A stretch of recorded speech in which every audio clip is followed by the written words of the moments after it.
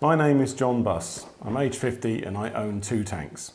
Technically they're not tanks, they're armoured full-tracked carriers, but to the general public they're tanks. At the moment I'm doing a documentary, or the subject of a documentary, and about the tanks and about setting up a business with them.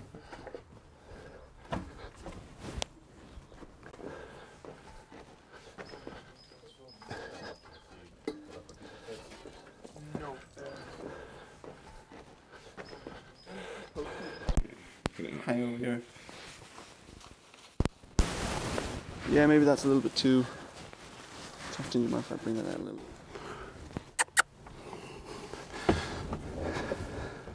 Well, this is an FV432 armoured personnel carrier. It's actually a 436 because it's been modified to be a mobile armoured command post. It's an armoured tracked vehicle. It's technically not a tank because it hasn't got a turret with a gun on top of it. It was built in 1965 and weighs 15.5 tonnes. And it was ex-British Army. It didn't do much in its working life except sit in storage, waiting for a war with the Soviet Union, where it was going to be sacrificed on the plains of eastern Germany against the hordes of communist armoured vehicles and armoured divisions. It's very easy to drive, relatively easy to maintain, although very expensive because obviously the parts now are very difficult to get hold of.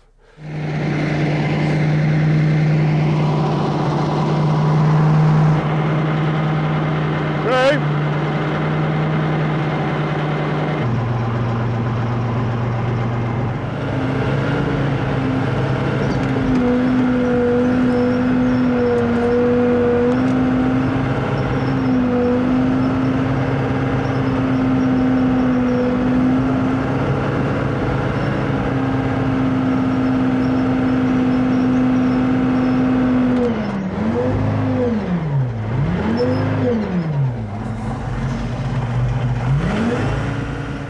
Well, the initial plan was to just go and have a look. I had already bought stuff from the auction site, the ordinary stuff such as tarpaulins and other military equipment.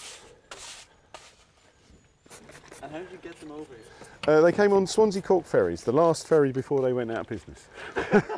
Thank God they did. I didn't know they were going to go out of business, but I think I got them delivered from Norfolk to Swansea docks, and then I got them on the next available ferry, the 2 of them. With the other machine, had to drive them on and drive them off. Now,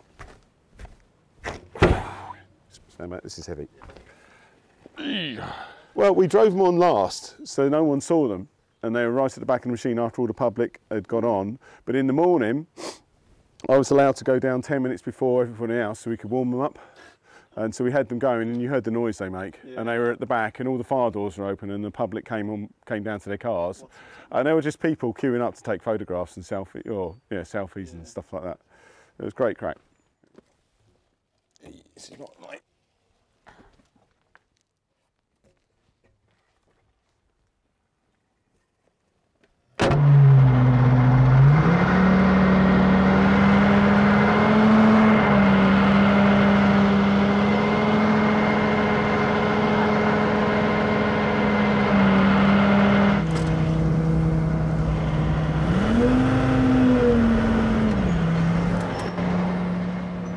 So would you explain exactly what you intend to do with the tanks for a business?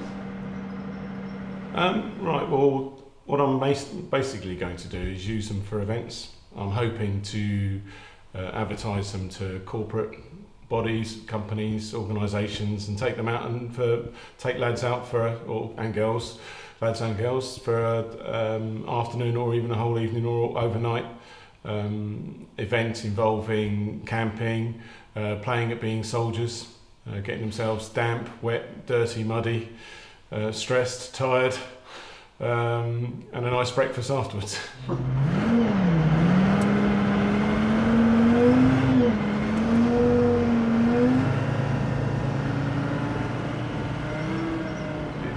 can't really do a system where you spend hours and hours driving around a field with lots and lots of different people, because you will get wear and tear on the vehicles. As a one-off, as a special birthday present for someone, or a special event or something, or if someone offered me enough money, then obviously you'd do that. I have had the Vehicle Standards Agency have approached me and said how would, if they had to give people driving lessons in tanks, perhaps we'd be able to do that, but I think that's a bit far-fetched. Especially seeing as that's a works vehicle, so in Ireland it's classed as a works vehicle, so you only need to be able to drive a tractor to drive it, which is ridiculous, but that's the law.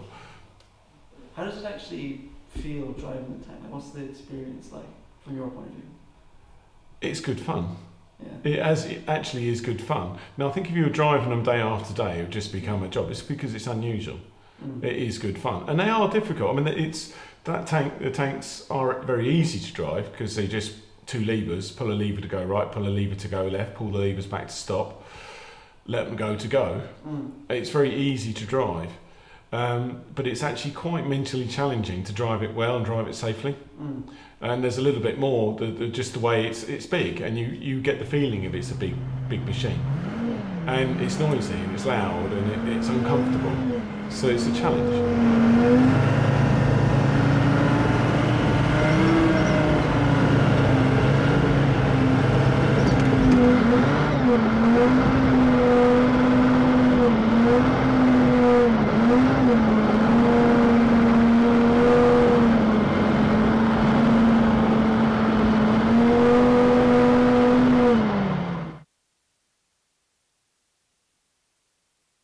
So if you have a tank, you need a handbook for it, and you can get off the Army, off Ministry of Defence, a whole range of handbooks for every tank. This is not for the one we filmed just now, the FE 432, this is for a 434, and they're just brilliant. All the Army, everything the Army do is so thorough. It tells you how to run the tank, how to find out faults, how to do the basic maintenance, and all the various bits and pieces you have on it. And you can get them for everything, absolutely everything. You know, I can show you how to set the tank up to take it swimming. If you're going to drive a tank or own a tank, you've got to have the proper equipment and clothing to wear. So that's a standard issue British Army drivers' coveralls or overalls. And they're fireproof to a point to stop you, give you a chance to get out of the vehicle without burning up if it caught fire. And in wartime, you'd be expected to wear standard British Army multi-terrain pattern camouflage. This is the very latest pattern of camouflage. So in wartime, one of those vehicles will be equipped with a light machine gun firing 7.62mm light machine gun rounds. They're not live. And if you manage to get hold of one, most tank crews will try and ditch the light machine gun and get themselves a 50 caliber heavy machine gun to mount on the roof.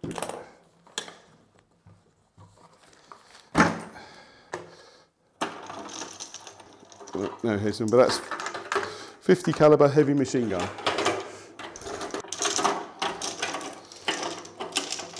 And 50 caliber round will go about 5 miles before it drops to the ground, and it will go through block work.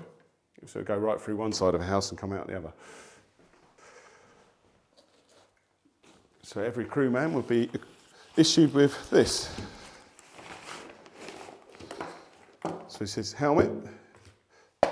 It's a ballistic helmet, but it won't stop a bullet. So a bullet would go straight through that. Oh, it's gone. You can see it's gone mouldy in storage. They tend to go mouldy, but you can just clean them off. And then there's his radio set. If I can get it in there. But there's your headphones. They sit on nicely, and I can't hear a word anyone would say now. The helmet clips over the top. It's the most attractive thing.